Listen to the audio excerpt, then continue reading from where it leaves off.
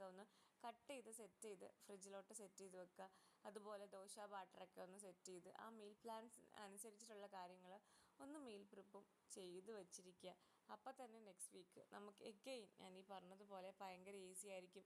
കുഞ്ഞുങ്ങളൊക്കെ ഉള്ള അമ്മമാരാണെങ്കിൽ അവരുടെ ഒരു വീക്കിലോട്ടുള്ള റിവിഷനും പഠിപ്പീരും ഒക്കെ ഈ ഒരു ദിവസം